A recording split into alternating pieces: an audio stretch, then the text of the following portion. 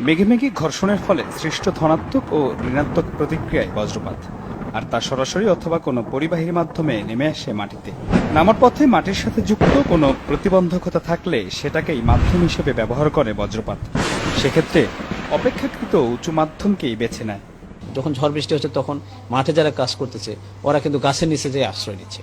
ফলশ্রুতিতে কি হচ্ছে যে থান্ডারিং যখন হচ্ছে মাঠে যে উঁচু গাছটা আছে ওই উঁচু গাছটাতেই আগে থান্ডারিংটা স্পর্শ করতেছে, ফলে গাছের নিচে যারা থাকতেছে তারা কিন্তু ক্ষতিগ্রস্ত হচ্ছে।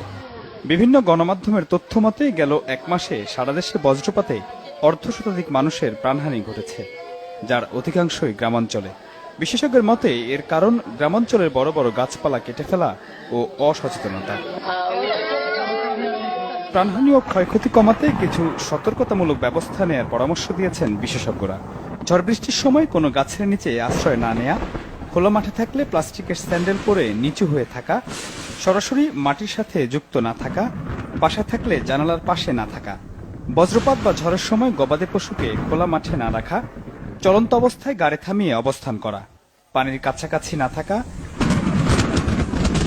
বিদ্যুতের খুঁটি বা তারের নিচে না থাকা, মাটির সাথে যুক্ত কোনো ধাতব পদার্থে হাত বা হেলান না দেয়া, প্রতিটি ঘরের উপরে ধাতব বস্তু দিয়ে তারের মাধ্যমে সরাসরি মাটিতে আর্থিং এর ব্যবস্থা রাখা।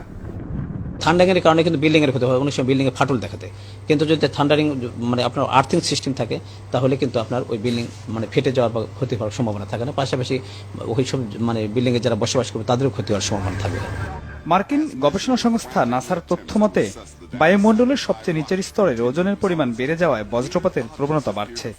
কার্বন ডাই অক্সাইড সহ অতিমাত্রায় বায়ু দূষণের ফলেই এই মাত্রা দিন দিন আরো বাড়ছে বলেও তথ্য দিয়েছে নাসা।